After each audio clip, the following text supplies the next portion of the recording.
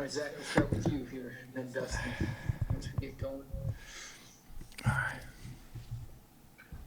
I guess, Tom, just sort of the standard Thursday thing, but just health-wise, kind of where are some of the guys at that you've been looking at as, a DJ or AJ, Jalen, guys that are maybe week to week, day to day, I guess.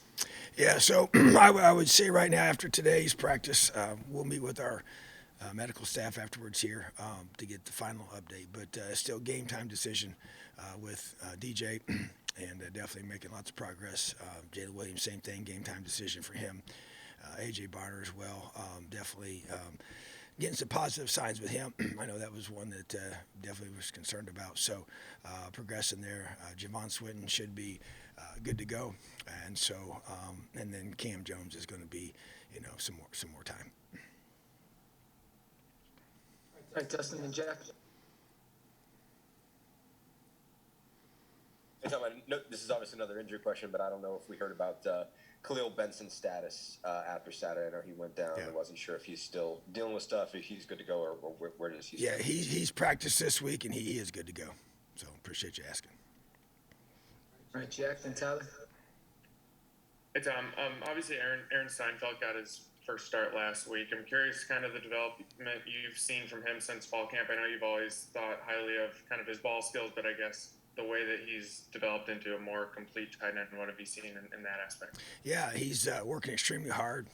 Opportunity presented itself this past week, and he took advantage of it. Going to continue to focus on his blocking and his development there, and he's working hard with that, and Coach Wright's doing a great job getting him ready for that, and then continues to do a great job in the throw game, so that's going to be definitely his strength without question. So just growing and maturing. He's young for sure, and has gotten thrown in here, and we need him to step up, and he did some good things for us last Saturday. We need it again this weekend. All right, Tyler and Seth. Coach, I hope you're doing well. Regarding the offensive line, I guess beyond just the overall theme of blocking better and pass protection, running, are there any specific indications you want to see, through the rest of the season that shows you guys are making incremental progress? I guess whether that be communication or other things you see on film. Is there just any of those kind of little nuanced things that you kind of want to see with that group going forward? Well, bottom line is the way they perform on game day, the way they play as a unit. The communication is a part of that without question. And execution, being able to communicate the blocking schemes, which run game, throw game, adjustments that we make that we have built in, for the game plan, and just being effective, being able to give our quarterback time to throw and allowing us to be able to run the football effectively. So it's being assignment sound. The growth there, and I think that probably the best way you evaluate is just the way their offense performs. And big men lead the way. We say that. It's important to us to understand that.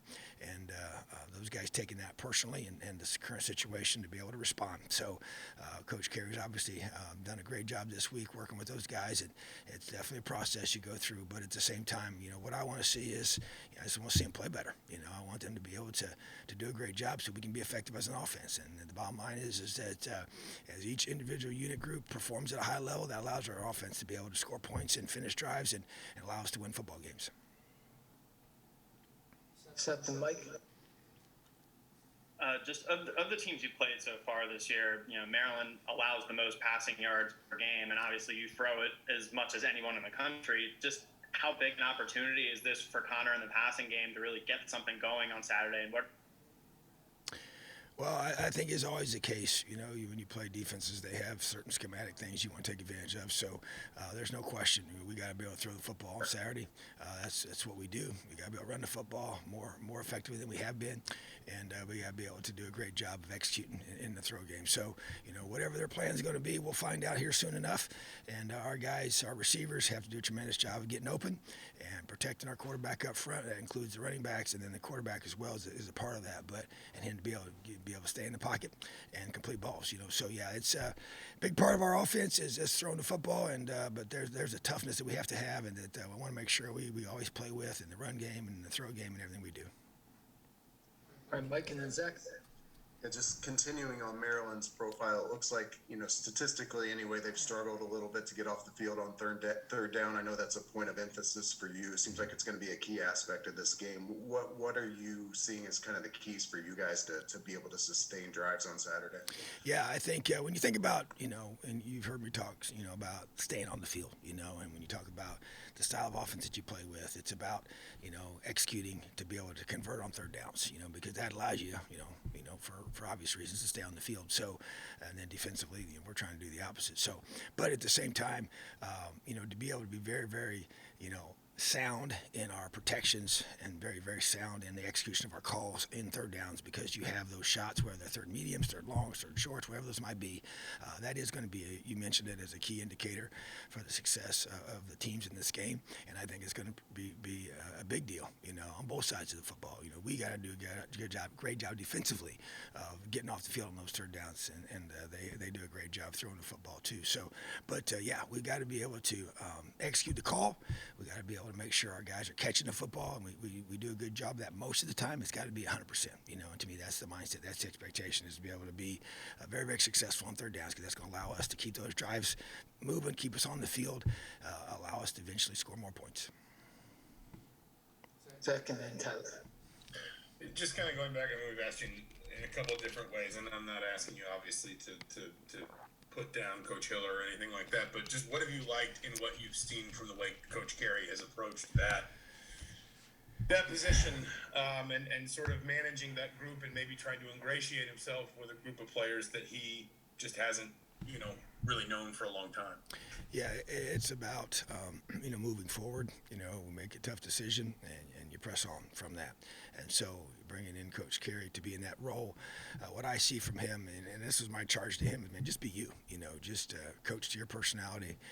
He's extremely great communicator, high energy, really, really understands that position at a high level, and so what he's brought to us, I believe, is just he's brought that energy, he's brought that attention to detail. These guys have done some extra things, some different things, in our preparation this week, and even the way we've practiced, how we've practiced, the flow of certain things, and the things they've done, even pre-practice, post-practice, and so I just think that, he understands the things that he feels like he needs to do for us to make improvements there, and he's doing those things, and so, but obviously, it's about our guys playing better on game day, so, but I love what he brings, and he's been, like I said, since he's been with us, I've spent a lot of time with him, because he's been with our defensive staff the first half of the season and in the off season, so just got to know him in that way, and his knowledge of the game. I mean, he understands the whole facet of not just offensive line play, but the whole entire offense, and obviously the whole entire game. So just bringing that into that room, I think, is a huge thing for us too, and just as we game plan together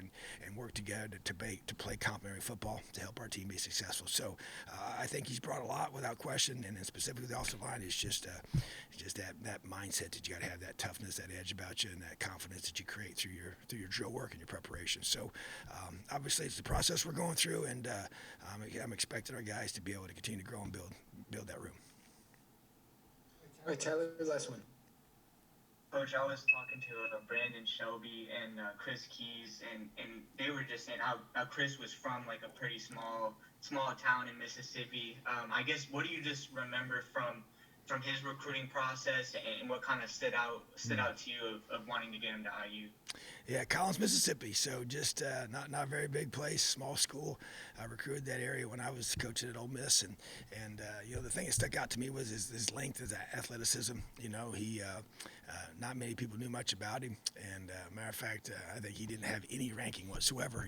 From the system that we have set up for that. So he wasn't even on anybody's radar with that. But just through our connections from down there, got him to come up here for camp, and just broad jump, vertical jump. When we tested him at the camp setting, those numbers popped, his speed, and you just felt like, when you put him on film and you watch him play, you just thought, man, this kid's got a lot of potential to be a really good football player.